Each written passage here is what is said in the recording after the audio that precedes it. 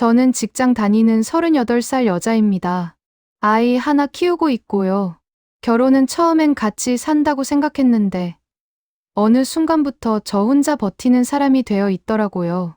남편은 집에 있어도 없는 사람 같았고 시댁은 늘 남편 기 살려라만 되풀이했죠. 그러다 제가 딱 한 번 제 돈을 지키려고 한 선택이 제 결혼을 끝장내는 불씨가 될 줄은 몰랐습니다. 이 이야기가 궁금하시다면 구독과 좋아요 부탁드립니다. 결혼 초반엔 그래도 괜찮았어요. 남편이 직장 다니고 저도 일하고 아이 낳고 복직하면서 바쁘긴 했지만 그럭저럭 굴러갔죠. 문제는 남편이 회사에서 자꾸 꼬이기 시작하면서부터였어요. 승진해서 밀리고 동기들은 올라가는데 자기만 제자리고 그러다 보니 집에서도 말수가 줄고 짜증만 늘었죠. 당신 요즘 왜 그래? 물어봐도 대답이 없어요. 그냥 핸드폰만 보고 있거나 TV 틀어놓고 멍하니 앉아 있거나 아이 봐달라고 하면 나 피곤하다고 하고 설거지 좀 해달라고 하면 한숨부터 쉬고 처음엔 이해하려고 했어요. 직장에서 힘든 거 아는데 나도 일하는데 왜 집안일은 다 내 몫이냐고 싸우기도 싫고 그런데 시간이 갈수록 남편은 점점 더 밖으로 돌았어요.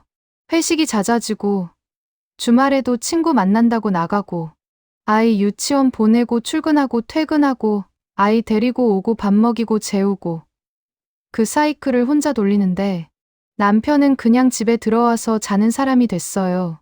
처음엔 화가 났어요. 나도 힘들다고 소리 지른 적도 있고 당신의 아빠 맞냐고 따진 적도 있어요. 근데 남편은 그럴 때마다 나도 힘들어 이 한마디만 하는 거예요. 그리고는 방문 닫고 들어가 버리거나 아예 집을 나가버리거나 대화가 안 됐어요. 시댁은 더했어요. 명절 때 가면 시어머니가 저한테만 이것저것 시키고 시누이는 소파에 앉아서 TV 보면서 언니 물 좀 가져다 줘 이러고 제가 설거지하고 있으면 시어머니가 부엌으로 들어와서 남편한테 잘해야지. 남자는 바깥일 하느라 힘든 거야. 이러는 거예요. 어머니, 저도 이래요. 그래도 여자가 집안을 챙겨야지. 남편 기 살려줘야 밖에서 잘하지. 무슨 말을 해도 소용없어요. 시댁 논리는 간단했어요. 남편은 하늘이고 아내는 그 하늘을 떠받들어야 한다는 거. 그게 며느리의 도리라는 거. 저는 그냥 점점 말을 아끼게 됐어요. 어차피 해봤자 제 탓이 되니까. 어느 추석 때였어요. 시댁에 갔는데 시누이가 또 소파에 누워서 핸드폰만 보는 거예요. 저는 부엌에서 전 부치고 나물 무치고 설거지하고 시어머니는 옆에서 그건 그렇게 하는 게 아니야 하면서 잔소리만 하고 남편은 거실에서 시누이 남편이랑 술 마시면서 TV 보고 있고 저는 그때 생각했어요. 왜 나만 이러고 있지? 다들 쉬고 있는데 저만 계속 일하고 있잖아요. 시누이는 명절에 와서 손 하나 안 까딱하는데 시어머니는 한마디도 안 해요. 오히려 저한테 시누이는 멀리서 왔으니까 좀 쉬게 해줘야지 이러는 거예요. 저도 멀리서 왔는데요. 그래도 며느리잖아. 그게 답이었어요. 며느리니까. 그게 이유였어요. 그날 집에 돌아오면서 남편한테 물었어요. 당신 어머니는 왜 저한테만 저래? 뭘? 시누이는 아무것도 안 시키면서 나한테만 이것저것 시키잖아. 그냥 좀 참아. 명절 때만 그러는 거잖아. 나는 왜 참아야 하는데? 야, 싸우지 말자. 나도 피곤해. 결국 또 제가 참는 거였어요. 남편은 제 편이 아니었어요. 그냥 조용히 넘어가길 바라는 사람이었죠. 그렇게 몇 년을 버텼어요. 아이 때문에 참았죠. 이혼하면 아이가 힘들 거고, 제 경제력으로도 혼자 키우기 빠듯할 것 같고, 그래서 그냥 무감각하게 살았어요. 출근하고, 일하고, 퇴근하고, 아이 돌보고, 자고, 남편이랑은 대화도 안 했어요. 필요한 말만 하고, 나머지는 그냥 각자 살았죠. 근데 남편은 점점 더 이상해졌어요. 퇴근 시간이 늦어지고, 주말에도 약속이 많아지고, 물어보면 회사 사람들이랑 있다거나, 친구 만난다고만 하고. 처음엔 그러려니 했어요. 어차피 집에 있어도 대화도 안 하고 아이도 안 봐주는데 밖에 있는 게 나을 수도 있겠다 싶었거든요. 근데 뭔가 이상했어요. 남편이 옷차림에 신경을 쓰기 시작한 거예요. 원래 집에서는 추리닝만 입고 다니던 사람이 주말에 나갈 때 향수를 뿌리고 머리도 정리하고, 그리고 핸드폰을 항상 엎어놓거나 화면을 가리고 보거나. 핸드폰 뭐 보는 거야? 아, 그냥 뉴스. 왜 가리고 봐? 가리고 보는 거 아니고 눈부셔서 각도 조절한 거야. 변명이 자연스럽지 않았어요. 근데 저는 더 이상 파고들지 않았어요. 알고 싶지 않았거든요. 아니, 정확히는 알면 뭔가 해야 할 것 같은데 그럴 힘이 없었어요. 그런 식으로 또 시간이 흘렀어요. 그러다가 어느 날 신우이한테 전화가 왔어요. 언니, 나 좀 도와줘. 신우이는 서울 변두리 구로 쪽에서 작은 옷가게를 하고 있었어요.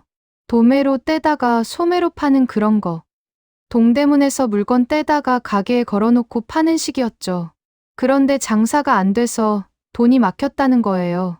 다음 달 월세도 못 낼 것 같고 물건값도 못 줄 것 같다고. 그래서 저한테 돈을 빌려달라고 했죠. 얼마인데? 300만 원만 다음 달에 꼭 갚을게. 솔직히 주고 싶지 않았어요. 신우이가 돈 관리를 못하는 건 알고 있었거든요. 몇 년 전에도 가게 시작한다고 돈 빌려간 적이 있었는데 그때도 한참 뒤에 받았어요. 신우이 남편도 일은 안 하고 허세만 부리는 타입이고, 당시에 신우이 남편은 지인 사업 도와준다면서 나갔다가 망하고 그 뒤로는 집에서 놀고 있었어요. 그러면서도 밖에서 사람 만날 때는 돈 펑펑 쓰고 체면은 또 엄청 챙기고. 근데 신우이가 계속 매달리는 거예요. 전화로, 카톡으로, 심지어 시어머니까지 나서서 형제끼리 도와야지 이러는 거예요. 언니, 제발 이번만. 저번에도 이번만이라고 했잖아. 알아. 근데 진짜 이번엔 꼭 갚을게. 다음 달에 물건 다 팔면 갚을 수 있어. 그 물건이 팔릴지 어떻게 알아? 팔려. 이번 시즌 대박 아이템이거든. 신우이는 맨날 대박 아이템이라고 그랬어요. 근데 막상 안 팔리고 재고만 쌓이고 그게 반복이었죠. 저는 결국 빌려주기로 했어요. 대신 차용증을 썼죠. 언니, 이거 너무한 거 아니야? 아니야. 돈 문제는 확실히 해두는 게 좋아. 우리 사이에 이럴 거야? 차용증까지?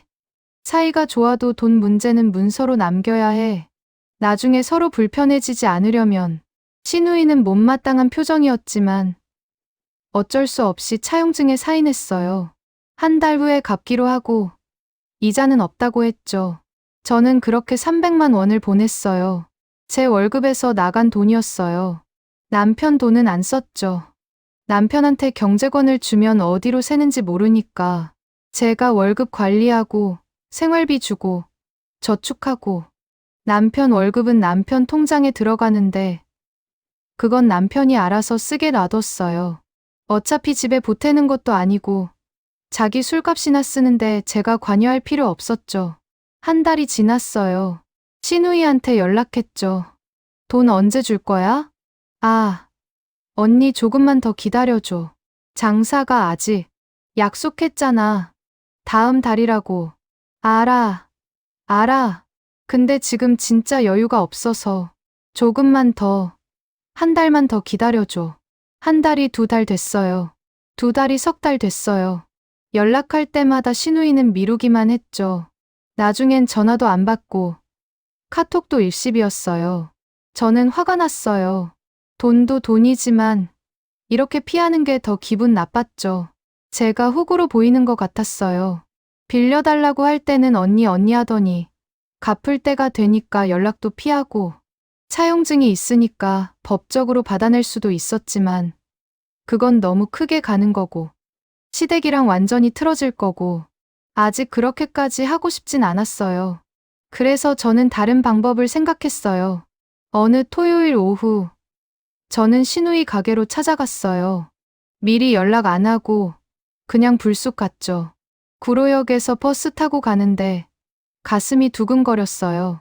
이렇게까지 해야 하나 싶기도 하고, 근데 안 그러면 계속 당할 것 같기도 하고, 가게 문을 열고 들어가니까 손님 두세 명이 옷을 보고 있었고, 신우이는 카운터에 앉아 있었어요. 신우이 옆에는 직원으로 보이는 젊은 여자가 옷을 정리하고 있었고요. 신우이 얼굴이 굳었죠. 언니, 왜 왔어? 돈 받으러 왔지. 저는 크지도 작지도 않은 목소리로 말했어요. 손님들이 쳐다볼 만큼. 신우이 얼굴이 확 빨개지면서 저한테 다가왔어요. 언니, 여기서 이러지 마. 손님들 있잖아. 그러니까 빨리 줘. 몇 달째 미루는 거야? 지금은 진짜 없다니까. 나중에 차용증 있어. 지금 안 주면 법적으로 가는 수밖에 없어. 신우이는 당황한 표정으로 주변을 둘러봤어요. 손님들이 다 쳐다보고 있었죠. 옷 보던 손님 한 명은 슬쩍 나가버렸고, 나머지 손님들은 귀를 쫑긋 세우고 있었어요. 직원도 어쩔 줄 몰라 하면서 저희를 쳐다봤고요. 신우이 얼굴이 일그러지면서 카운터로 가더니 서랍을 뒤적였어요. 그리고 현금 봉투를 꺼내서 저한테 던지듯이 줬죠. 됐어? 이제 가. 저는 봉투를 열어서 세어봤어요. 거기서요. 천천히. 한 장 한 장. 손님들 보는 앞에서. 신우이는 이를 갈면서 저를 쳐다봤지만 저는 신경 안 썼어요. 300만 원 맞았어요. 저는 그냥 고개만 끄덕이고 가게를 나왔죠. 밖으로 나오니까 속이 시원했어요. 돈도 받았고, 신우이 체면도 구겼고, 손님들 앞에서 저렇게 된 거, 신우이는 엄청 창피했을 거예요. 근데 저는 미안하지 않았어요. 오히려 통쾌했죠. 이제야 좀 받아낸다 싶었어요. 근데 집까지 걸어오다가 문득 깨달았어요. 제 카드 지갑을 가게에 두고 온 거예요. 카운터 위에 올려놨던 것 같은데 돈 세느라 까먹고 안 챙긴 거죠. 카드도 카드지만 면허증이랑 신분증도 다 들어있었어요. 저는 다시 가게로 돌아갔어요. 10분 정도 지났을까요? 가게 앞에 도착했는데 안에서 목소리가 들렸어요. 문이 살짝 열려 있어서 안쪽 소리가 밖까지 샜던 것 같아요. 신우이 목소리였어요. 진짜 미치겠네. 사람들 앞에서 망신을 주고 아니, 돈 빌려간 게 나인데 왜 내가 이 꼴을 당해야 해? 그리고 다른 목소리. 아까 그 직원인 것 같았어요. 언니, 괜찮아요? 진짜 기분 나쁘셨겠다. 기분이 좋을 리가 있나. 근데 뭐, 어쩌겠어. 저 언니가 원래 저래. 그래도 형제인데, 형제고 뭐고, 본인밖에 몰라. 남편은 맨날 밖에 돌고, 집에서 혼자 씩씩거리고 사는데 주변 사람한테 화풀이 하는 거지. 그러니까 남편이 바람 피우는 거 아니겠어? 저는 그 자리에서 얼어붙었어요. 바람 피운다는 건 확실해요? 확실하지. 매일 밤늦게 들어오고, 주말에도 안 집에 있고. 내 동생인데 내가 모르겠어. 근데 저 언니가 그러니까 그렇지. 성격이 저러니까 남자가 밖에서 도는 거지. 집에서 저렇게 팍팍하게 굴면 남자가 집에 있고 싶겠어? 그래도 바람 피우는 건, 남자가 밖에서 도는 건 다 마누라 탓이야. 마누라가 남편 기 살려주고 잘해주면 남자가 왜 밖에서 놀아? 근데 저 언니는 남편 월급도 안 주고 집에서 계속 통제하려고 하고, 그러니까 남편이 답답해서 밖으로 나가는 거지. 가슴이 쿵 내려앉았어요. 남편이 바람을 피운다고? 아니, 그것보다 더 기가 막힌 건 신우이가 그걸 알면서도 제 탓으로 돌리고 있다는 거였어요. 제 성격이 그래서 남편이 바람 피운다고, 마치 모든 게 제 잘못인 것처럼. 저는 조용히 뒤로 물러섰어요. 가게 안으로 들어가지 않았어요. 카드 지갑 같은 건 중요하지 않았어요. 머릿속이 새하얘졌죠. 버스 정류장으로 걸어가면서 신우이의 말이 계속 맴돌았어요. 남편이 바람 피우는 거 아니겠어? 내 동생인데 내가 모르겠어? 남자가 밖에서 도는 건 다 마누라 탓이야. 집으로 돌아오는 버스 안에서 저는 창밖을 멍하니 봤어요. 지나가는 풍경들이 눈에 안 들어왔어요. 그냥 신우이의 말만 계속 들렸죠. 집에 도착해서도 멍했어요. 아이는 친정에 맡겨둔 상태였고, 남편은 또 어디 나갔는지 집에 없었어요. 저는 소파에 앉아서 한참을 가만히 있었어요. 이제 끝내야겠다. 그 생각이 들었어요. 남편이 정말 바람 피우는지는 확인해 봐야 하지만 설사 아니라고 해도 이제 더 이상은 못 버티겠다는 생각이 들었어요. 신우이의 말이 머릿속에서 계속 맴돌았어요. 저 언니가 그러니까 그렇지. 성격이 저러니까 남자가 밖에서 도는 거지. 그들에게 저는 그냥 문제의 원인이었던 거예요. 남편이 무능한 것도, 시댁이 저를 함부로 대하는 것도, 심지어 남편이 바람 피우는 것까지도 다 제 탓이었던 거죠. 밤늦게 남편이 들어왔어요.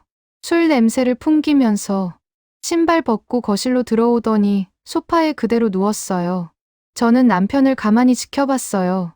넥타이 느슨하게 풀려 있고, 셔츠 단추 두세 개 풀려 있고, 얼굴은 빨개져 있고, 핸드폰은 꽉 쥐고 있었죠. 어디 갔다 와? 응? 회식. 누구랑? 회사 사람들. 매일 회식이네. 뭐, 요즘 매일 늦게 들어오잖아. 일이 많아서 그래. 주말에도 일해? 남편은 대답 안 하고 눈을 감았어요. 저는 더 이상 묻지 않았어요. 어차피 거짓말일 테니까. 다음 날, 저는 회사 동료 중 한 명한테 조심스럽게 물어봤어요. 그 동료는 예전에 남편 외도 의심될 때 사설 탐정 썼던 적이 있다고 했거든요. 점심시간에 커피 마시면서 슬쩍 꺼냈죠. 언니, 혹시 그때 쓴 데 연락처 있어? 응. 왜? 설마? 응. 좀 확인해보고 싶은 게 있어서. 동료는 놀란 표정으로 저를 봤어요. 그리고 한참 동안 아무 말 없이 저를 쳐다보다가 조용히 고개를 끄덕였죠. 연락처 보내줄게. 근데 정말 괜찮아? 응. 이제 확실히 알아야 할 것 같아. 알고 나면 힘들 텐데. 그래도 알아야지. 계속 이렇게 모르는 척하고 살 순 없잖아. 동료는 안쓰러운 표정으로 제 손을 잡아줬어요. 그리고 핸드폰을 꺼내서 연락처를 보내줬죠. 그날 저녁, 저는 사설탐정에게 전화했어요. 남자 목소리가 들렸어요. 차분하고 사무적인 느낌. 무슨 일로 연락하셨나요? 남편 뒷조사 좀 부탁드리고 싶어서요. 어떤 의심이 있으신가요? 왜도요? 증거가 필요하신 거죠? 네. 탐정은 필요한 정보를 물어봤어요. 남편 사진, 차량 번호, 출퇴근 시간, 자주 가는 장소. 저는 다 알려줬어요. 그리고 일주일만 확인해달라고 했죠. 비용은 100만 원입니다. 선입금으로 반 먼저 주시고, 결과 나오면 나머지 반 주시면 됩니다. 알겠습니다. 일주일 후에 연락드리겠습니다. 전화를 끊고 나니까 후회됐어요. 내가 이렇게까지 해야 하나 싶기도 하고, 근데 동시에 이제 끝을 봐야겠다는 생각도 들었어요. 그리고 저는 또 하나의 계획을 세웠어요. 신우이가 제 탓을 하면서 남편 외도를 덮어줬다면 저도 신우이한테 똑같이 해줄 수 있겠다는 생각이 들었어요. 신우이도 남편 있잖아요. 신우이 남편은 허세 부리고 체면 차리는 걸 엄청 중요하게 생각하는 사람이에요. 그런 사람한테 의심을 심으면 어떻게 될까? 저는 신우이 가게 직원한테 연락했어요. 그 직원 연락처는 예전에 신우이가 저한테 급한 일 있을 때 연락하라고 준 적이 있었거든요. SNS 프로필 보니까 27살 정도로 보이는 여자였어요. 안녕하세요. 혹시 시간 괜찮으세요? 네. 누구세요? 사장님 올케예요. 저번에 가게 왔었잖아요. 아, 네. 무슨 일이세요? 혹시 사장님이 요즘 밤늦게 퇴근하는 날 많아요? 그런 날도 있긴 한데요. 왜요? 아니, 그냥요. 요즘 좀 바빠 보이길래. 그리고 혹시 사장님이 가끔 외박하는 날 있어요? 외박은 글쎄요. 제가 매일 있는 건 아니라서. 근데 왜 그런 거 물어보세요? 아, 그냥 궁금해서요. 사장님이 집에 안 들어간다고 매형이 연락한 적이 있거든요. 그래서 혹시 가게에서 밤늦게까지 일하시나 싶어서. 아, 그런 일이 있었구나. 근데 제가 알기론 사장님이 외박까지 하시진 않았던 것 같은데. 그렇구나. 그럼 밤늦게 퇴근하는 건요? 가끔 늦게 퇴근하시긴 해요. 물건 정리하고 그러시느라. 혼자요? 네. 그건 저도 같이 있을 때도 있고. 아, 그렇구나. 혹시 사장님한테는 말 안 하셨으면 좋겠어요. 괜히 오해할까봐. 아, 네. 저는 그렇게 몇 가지 질문을 더 던지고 끊었어요. 그 직원이 어떻게 반응할지는 뻔했어요. 궁금해할 거고, 다른 직원들한테 얘기할 거고, 결국 소문이 퍼질 거예요. 사장님 외박한다던데? 누구랑 있는 거래? 그런 식으로요. 며칠 뒤, 저는 신우이 남편한테 문자를 보냈어요. 매영, 요즘 형님이랑 연락 잘 되세요? 며칠 전에 전화했는데 안 받으시길래 신우이 남편은 바로 답장을 보냈어요. 응. 우리 집사람 잘 있어. 무슨 일 있어? 아니에요. 그냥 요즘 좀 바빠 보이시길래 밤늦게도 일하시고. 밤늦게? 네. 가게 문 닫고도 정리하느라 늦게 들어간다고 들었어요. 매영이 모르셨어요? 신우이 남편은 한동안 답장이 없었어요. 저는 더 이상 문자 안 보냈죠. 씨앗은 뿌렸으니까. 그리고 이틀 뒤 또 문자를 보냈어요. 매영, 형님 가게 직원분 연락처 혹시 아세요? 형님한테 전화가 안 돼서요. 왜 직원 연락처가 필요해? 형님이 급한 서류 좀 전해달라고 하셨는데 연락이 안 돼서요. 가게로 가려니까 너무 멀고 해서 직원한테 뭐 맡기면 안 되는데 우리 집사람한테 직접 전화해봐. 전화했는데 안 받으시네요. 매형도 연락 안 되세요? 좀 이따가 해볼게. 신우이 남편 목소리가 조금 날카로워진 게 느껴졌어요. 그렇게 며칠을 더 보냈어요. 그 사이에 사설탐정한테서 중간 보고가 왔어요. 남편분 동선 파악됐습니다. 매일 같은 패턴이네요. 어떤 패턴이요? 회사 퇴근하고 강남 쪽으로 가요. 특정 건물 지하 주차장에 차 세우고 1시간 반에서 2시간 정도 있다가 나와요. 같이 나오는 여자가 있어요. 여자요? 네. 한 20대 후반으로 보이는 여자요. 얼굴은 아직 명확하게 못 찍었는데 이번 주 안에 확실히 찍을 수 있을 것 같습니다. 그 건물이 뭐예요? 오피스텔입니다. 가슴이 내려앉았어요. 오피스텔? 네. 아마 그 여자 집이거나 아니면 따로 얻은 공간일 수도 있습니다. 조금만 더 확인해 보겠습니다. 전화를 끊고 나니까 다리에 힘이 풀렸어요. 소파에 주저앉아서 한참을 멍하니 있었죠. 진짜였구나? 신우이 말이 진짜였어요. 남편이 정말 바람을 피우고 있었던 거예요. 근데 이상하게 눈물이 안 나왔어요. 화도 안 났어요. 그냥 허무했어요. 아, 역시 그랬구나 하는 생각만 들었죠. 일주일이 지났어요. 사설탐정한테 연락이 왔어요. 확인됐습니다. 어디서요? 강남 쪽 오피스텔이요. 어제 들어갈 때랑 나올 때 명확하게 찍었습니다. 사진이랑 동영상 보내드릴게요. 저는 그 파일들을 받아서 확인했어요. 남편이었어요. 명확하게. 여자는 얼굴이 잘 보이는 각도로 찍혀 있었어요. 27, 8 정도로 보이는 여자. 머리 긴 여자. 남편보다 한참 어려 보였죠. 들어갈 때 남편이 여자 허리에 손을 두르고 있었고, 여자는 남편한테 기대듯이 걸어가고 있었어요. 나올 땐 둘 다 머리가 좀 흐트러져 있었죠. 여자 셔츠 단추도 하나 덜 잠겨 있었고, 저는 파일들을 USB에 저장하고 클라우드에도 백업했어요. 그리고 프린트도 해뒀죠. 증거는 확실히 남겨놔야 했으니까. 그 다음 날 신우이 쪽에서 연락이 왔어요. 시어머니였어요. 여보세요? 너 뭐 하는 거야? 네. 무슨 말씀이세요?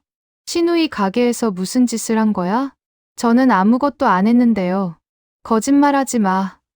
신우이 남편이 가게 가서 난리 쳤다며. 저는 순간 가슴이 두근거렸어요. 시작됐구나 싶었죠. 그게 무슨, 신우이가 외박했다는 소문이 돌고 있다며. 그래서 신우이 남편이 가게 가서 물건 집어던지고 난리 쳤다고. 이거 다 내가 꾸민 거 아니야? 저는 정말 모르는 일인데요. 내가 아니면 누가 그런 소문을 퍼뜨리겠어. 신우이한테 돈 받을 때 그렇게 망신 줬으니까 한이 맺혀서 이런 짓 한 거 아니야? 어머니, 저는 진짜 아무것도 안 했어요. 그리고 신우이가 정말 외박한 적 없으면 해명하면 되는 거 아니에요? 해명을 해도 소문이 퍼져버렸잖아. 가게 손님들이 다 알아버렸다고. 이거 다 내 탓이야. 시어머니는 소리를 지르다가 전화를 끊어버렸어요. 저는 핸드폰을 내려놓고 창밖을 봤어요. 밖은 조용했어요. 해가 지고 있었죠. 시작됐다. 며칠 뒤 더 자세한 소식을 들었어요. 남편한테서요. 남편이 퇴근하고 들어오더니 현관에서부터 짜증을 냈어요. 누나한테 무슨 짓 한 거야? 응. 나 아무것도 안 했는데? 거짓말하지 마. 누나 가게 망쳐놓고. 무슨 소리야? 나 진짜 아무것도 안 했어. 매영이 가게 가서 난리 쳤잖아. 누나 외박했다는 소문 때문에. 그 소문 내가 퍼뜨린 거 아니야? 아니라니까. 나는 몰라. 그럼 누가 그런 소문을 퍼뜨려? 누나가 정말 외박했을 리 없잖아. 저는 어깨를 으쓱했어요. 글쎄, 근데 신우이가 정말 외박 안 했으면 해명하면 되는 거 아니야? 왜 그렇게 난리야? 소문이 퍼져버렸잖아. 가게 손님들이 다 알아버렸다고. 매영이 가게 와서 물건 집어던지고 소리 지르는 거 손님들이 다 봤다며. 그건 매영이 참을성이 없는 거지. 신우이한테 물어보면 되는 걸 왜 가게 와서 난리를 쳐. 남편은 할 말이 없는지 그냥 방으로 들어가 버렸어요. 저는 거실에 혼자 남아서 생각했어요. 신우이가 얼마나 당황했을까. 가게에서 남편한테 물건 던져지고 소리 들으면서 손님들 보는 앞에서 제가 당했던 것처럼. 근데 미안하지 않았어요. 오히려 통쾌했죠. 며칠 뒤 더 큰 일이 터졌어요. 신우이 가게가 문을 닫았다는 소식을 들었어요. 남편한테서 들었죠. 누나 가게 문 닫았대. 왜? 소문 때문에 손님이 안 와서. 그리고 매영이랑도 사이가 안 좋아져서. 매영이랑 이혼한대. 그 정도는 아니라는데 매영이 누나 믿지 못하겠다고 하면서 집에서 나가버렸대. 당분간 따로 산다고. 저는 고개를 끄덕였어요. 그렇구나. 너 정말 아무것도 안 한 거야? 응. 나는 몰라. 남편은 의심스러운 표정으로 저를 쳐다봤지만 더 이상 묻지 않았어요. 그날 밤, 저는 USB를 꺼냈어요. 남편 외도 증거가 들어있는 USB. 그리고 이혼 서류를 프린트했어요. 인터넷에서 양식 찾아서 작성하고 프린트해서 봉투에 넣었죠. 다음 날 아침, 남편이 출근 준비하는 걸 지켜봤어요. 넥타이 매고, 구두 신고, 평소처럼요. 당신. 응? 오늘 일찍 들어와. 왜? 할 얘기 있어. 무슨? 일찍 들어와. 중요한 거야. 남편은 이상한 표정으로 저를 쳐다봤지만 고개를 끄덕이고 나갔어요. 저는 그날 회사에서 조퇴했어요. 아이는 친정에 맡기고 집에 혼자 있었죠. 소파에 앉아서 이혼 서류를 펼쳐놓고 USB를 테이블 위에 놓고 남편이 들어오기를 기다렸어요. 오후 6시쯤 남편이 들어왔어요. 왔어? 일찍 들어왔네. 무슨 일인데? 저는 테이블 위 서류를 가리켰어요. 이거. 남편이 다가와서 서류를 봤어요. 얼굴이 하얘졌죠. 뭐야? 이게? 이혼하자. 미쳤어. 갑자기 왜? 당신 바람 피운 거 다 알아. 남편은 잠시 멈칫했어요. 그리고 황급히 말했죠. 뭔 소리야. 나 바람 안 피웠어. 거짓말하지 마. 저는 USB를 들어 올렸어요. 여기 다 있어. 사진도, 동영상도. 남편 얼굴에서 핏기가 싹 빠졌어요. 이건 강남 오피스텔. 28살 여자. 매주 화요일이랑 목요일. 더 말해줄까? 남편은 말을 잇지 못했어요. 입만 벙긋거리다가 결국 소파에 주저앉았죠. 이건 잠깐 얘기 좀. 얘기할 거 없어. 제발 들어줘. 나도 어쩔 수 없었어. 너랑 있으면 숨이 막혀서. 내 탓이라고? 그게 아니라 신우이가 그러더라. 남자가 바람 피우는 건 다 마누라 탓이래. 마누라가 남편 기 살려주고 잘해주면 남자가 왜 밖에서 놀겠냐고.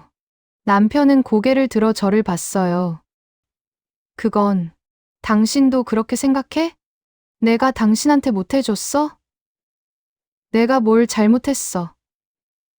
일하고, 육아하고, 집안일하고, 다 혼자 했잖아. 당신은 집에 들어와서 뭐 했어? 핸드폰 보고, TV 보고, 술 마시고. 그게 다였잖아. 나도 힘들었어. 나는 안 힘들었어. 나도 직장 다니는데, 나도 피곤한데, 왜 집안일은 다 내가 해야 해? 당신은 왜 아무것도 안 해? 남편은 대답하지 못했어요. 저는 이혼 서류를 남편 앞에 놓았어요. 도장 찍어. 잠깐만 다시 생각해보자. 아이도 있고, 아이는 내가 키울 거야. 당신은 양육비만 보내면 돼. 그래도 이혼은 당신 짐 싸서 나가. 아니면 시댁으로 가든지. 여기 내 집이기도 한데, 이 집 내 명이야. 내가 돈 모아서 산 거. 당신 돈 한 푼도 안 들어갔어. 그러니까 나가. 남편은 할 말이 없었어요. 외도한 게 명확하니까. 법적으로도 제가 유리했고요. 남편은 한참 동안 멍하니 앉아 있다가 천천히 일어났어요. 그리고 방으로 가더니 짐을 싸기 시작했죠. 저는 거실에 앉아서 그 모습을 봤어요. 옷 챙기고, 세면도구 챙기고, 1시간쯤 지나서 남편이 캐리어를 끌고 나왔어요. 정말 이렇게 끝내는 거야? 응. 후회 안 해? 아니. 남편은 한숨을 쉬었어요. 그리고 한마디 했죠. 너 때문이야. 저는 고개를 들어 남편을 똑바로 봤어요. 뭐, 내가 나한테 잘했으면 이렇게 안 됐어. 내가 날 인정해주고, 기 살려주고, 집에서라도 편하게 해줬으면 내가 왜 밖으로 돌겠어. 저는 웃음이 나왔어요. 끝까지 제 탓이었던 거죠. 그래, 내 탓이야. 내가 못났어. 내가 당신을 못 알아봐 줬어. 그러니까 꺼져. 남편은 뭔가 더 말하려다가 결국 입을 다물었어요. 그리고 문을 열고 나갔죠. 문이 쾅 닫혔어요. 집은 조용해졌어요. 저는 소파에 앉아서 멍하니 천장을 봤어요. 텅 빈 집, 혼자 남은 저. 그제야 눈물이 났어요. 억울해서가 아니라 허무해서. 결혼 생활 10년이 이렇게 끝나다니. 사랑했던 적도 있었는데, 아이도 낳았는데, 그 모든 게 이렇게 허무하게 끝나다니. 며칠 뒤, 이혼 서류에 남편 도장이 찍혀서 왔어요. 시댁에서는 전화도 안 왔어요. 아마 창피해서 연락도 못하는 거겠죠. 시누이는 가게 문 닫고, 남편이랑 별거 중이라는 소식만 들렸고요. 저는 아이를 친정에서 데려왔어요. 아이한테 뭐라고 설명해야 할지 고민했지만 아이는 생각보다 담담했어요. 엄마, 아빠 안 와? 응.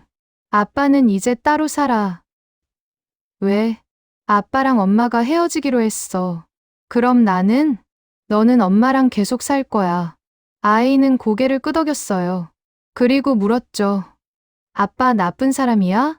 저는 잠시 생각하다가 대답했어요. 아니야. 아빠는 나쁜 사람이 아니야. 그냥 엄마랑 안 맞는 거야. 아이는 더 이상 묻지 않았어요. 시누이 가게는 결국 완전히 문을 닫았대요. 소문이 너무 퍼져서 다시 장사를 할 수가 없었대요. 시누이 남편이랑도 결국 이혼했다는 소식을 들었어요. 매형이 시누이를 끝까지 믿지 못했대요.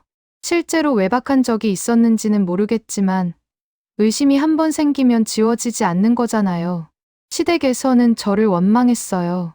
시어머니한테 한 번 전화가 왔었죠. 너 때문에 우리 집안이 이렇게 됐어. 제 탓이 아니에요. 내가 아니면 누가 그런 짓을 했겠어. 시누이도 망치고 우리 아들도 망치고 아들 망친 건 아드님이 바람 피워서 그런 거예요. 그것도 내가 남편을 잘 안 챙겨서 그런 거야. 저는 더 이상 대꾸하지 않았어요. 그냥 전화를 끊어버렸죠. 그리고 시어머니 번호를 차단했어요. 이제 혼자예요. 아이랑 둘이서 살아가야 해요. 가끔 생각해요. 제가 한 게 맞았나? 신우이를 무너뜨린 게, 남편을 내쫓은 게, 이게 정말 제가 원했던 결말이었나? 잘 모르겠어요. 후회는 안 해요. 그들은 저를 지켜주지 않았으니까. 제가 저를 지킬 수밖에 없었으니까. 하지만 허무해요. 결혼 생활 10년이 이렇게 끝나다니. 처음 남편을 만났을 때가 생각나요. 소개팅으로 만났었죠. 남편이 웃으면서 저 착해요라고 했던 게 기억나요. 그때는 정말 착해 보였어요. 다정하고 배려심 있고. 그래서 결혼했죠. 근데 결혼 후에는 달랐어요. 조금씩 달라지더니 결국엔 완전히 다른 사람이 됐어요. 아니, 어쩌면 원래 그런 사람이었는데 제가 못 봤던 걸 수도 있어요.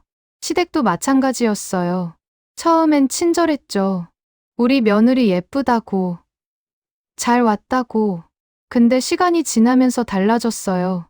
요구가 많아지고 제 탓을 하기 시작했죠. 저는 참았어요.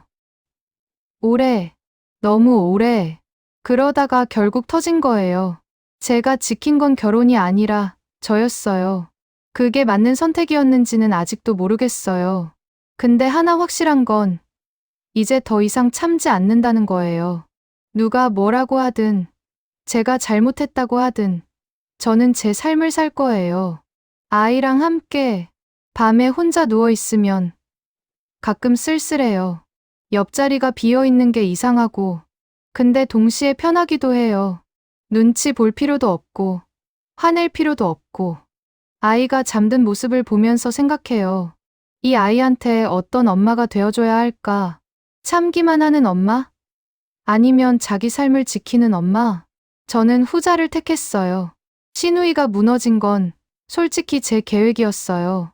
인정해요. 제가 의심의 씨앗을 뿌렸고, 그게 자라서 시누이 가게를 망치고, 결혼까지 무너뜨렸어요. 죄책감이 있냐고요? 없어요. 시누이가 저한테 한 짓을 생각하면 하나도 안 미안해요. 제 탓을 하면서 남편 외도를 덮어주고 저를 문제의 원인으로 만들었잖아요. 그럼 시누이도 똑같이 당해봐야죠. 남편은 어떻게 됐냐고요? 모르겠어요. 연락 안 해요. 양육비는 매달 들어오고 있고 그거면 충분해요. 가끔 남편 SNS를 몰래 봐요. 업데이트는 없어요. 아마 조용히 살고 있겠죠. 그 여자랑 계속 만나는지는 모르겠어요. 알고 싶지도 않고요. 이제 앞으로 어떻게 살 거냐고요? 일하고, 아이 키우고, 제 삶 살 거예요. 재혼, 생각 없어요. 한 번으로 충분해요. 누가 저한테 물어봐요. 후회 안 해? 그럼 저는 대답해요. 후회. 아니, 오히려 속 시원해. 그게 진심이에요. 제가 지킨 건 결혼이 아니라 저였어요. 그리고 그게 맞다고 생각해요. 이 사연을 들어주셔서 감사합니다. 구독과 좋아요 부탁드리고 다음 사연에서 또 뵙겠습니다.